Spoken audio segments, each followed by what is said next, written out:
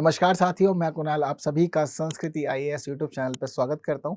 आज की वीडियो में हम लोग बात करने वाले हैं एक बीमारी चिकनगुनिया के बारे में। आप सभी जानते हैं ये बात कि जब जब मानसून आता है, बारिश होती है, अलग अलग जगह पे पानी इकट्ठा होता है, जिसकी वजह से मच्छर बढ़ते हैं। और जब मच्छर बढ़ते हैं तो डेंगू, मलेरिया, चिकनगुनिया जैसी अनेक बीमारियों को लेकर आते हैं।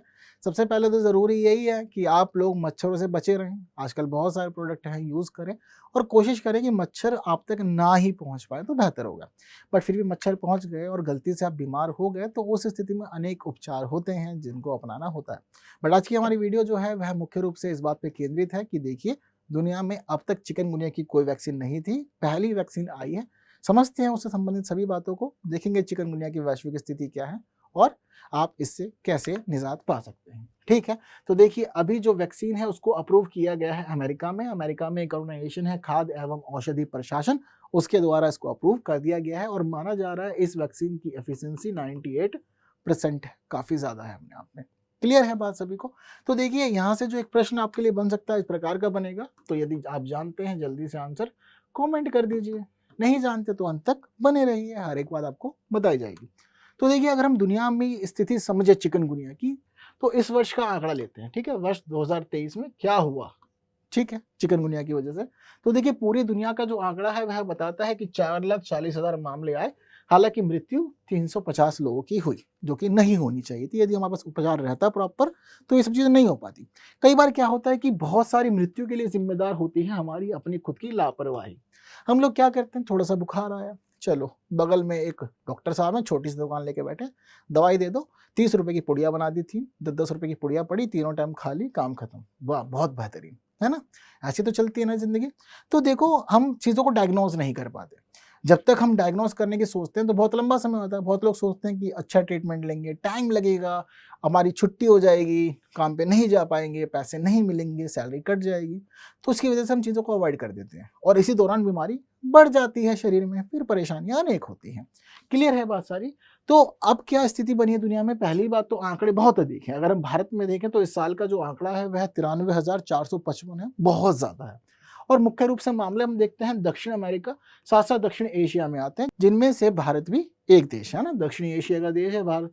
क्लियर है बात? तो बहुत अधिक है। आप सभी जानते हैं कि इक्वेटर के आसपास जितने देश होते हैं वहाँ की जलवायु अलग होती है और अधिकतर जो बीमारियां होती हैं वह भी इसी क्षेत्र में ही पनपती हैं। अब देखिए, दुनिया में अब तक कोई वैक्सीन नहीं थी, है ना। अलग अलग प्रकार के उपचार, खाने पीने के माध्यम से ही हम चाहते थे कि बीमारी ठीक हो जाए। बट अच्छी बात है, वैक्सीन आ गई है तो अब इस समस्या से निपटना और आसान हो जाएगा। तो देखिए, जो पहली वैक्सीन है दुनिया की, उसको तैयार किया है एक यूरोपीय वैक्सीन निर्माता कंपनी, जिसका नाम है वल्नेवा। और इस कंपनी ने यह बताया है कि जब यह वैक्सीन मार्केट में जाएगी तो इस वैक्सीन को मार्केट में इक्सिच के नाम से बेचा जाएगा। ठीक है, नाम अजीब है लेकिन अपने आप में खास है। हालांकि यह जो वैक्सीन है सबके लिए नहीं है, मुख्य रूप से उन लोगों के लिए है जिनकी उम्र 18 वर्ष है या इससे अधिक है, वही लोग इसका उपयोग कर सकते हैं। तो देखिए, यह जो वैक्सीन है मुख्य रूप से मांसपेशियों में इंजेक्ट की जाएगी।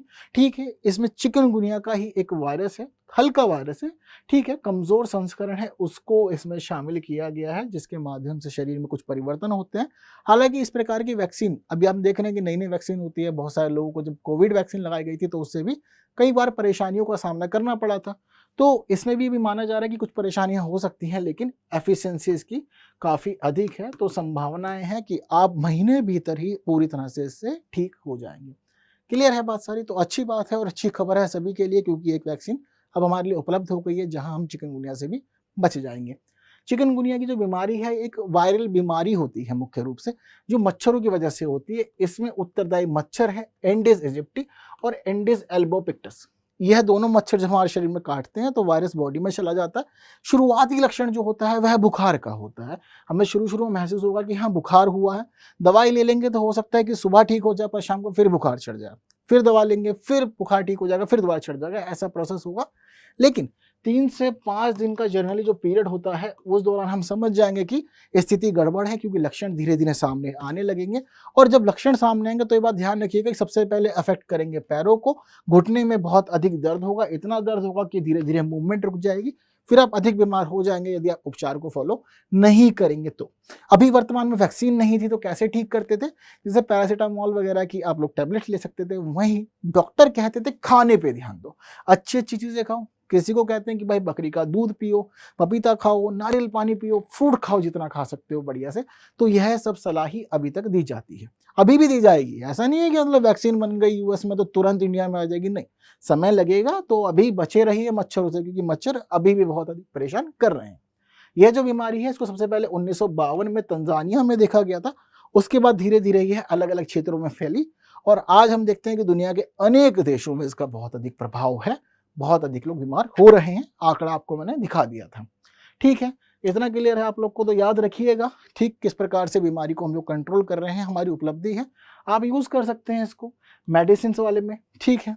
और गवर्नमेंट वर्क के अंदर कहीं ऐसे लिखना पड़ जाए, कोई नई उपलब्धि हो, तो वहां पे आप लोग इस बात को शामिल भी कर सकते हैं। हर एक चीज क्लियर है, बहुत ईजी है ना। तो उम्मीद करता हूँ कि इतनी बात तो आप लोग को क्लियर होगी। और एक प्रश्न जो मैंने आप लोग को शुरू में दिखाया था, वह प्रश्न आप लोग के सामने, ठीक है। तो यदि अब आप लोग अच्छे से हर एक बात समझ गए हैं तो जल्दी से आंसर कमेंट कर दीजिए। उम्मीद करता हूँ कि अब आप इसका आंसर इजीली भी दे पाएंगे।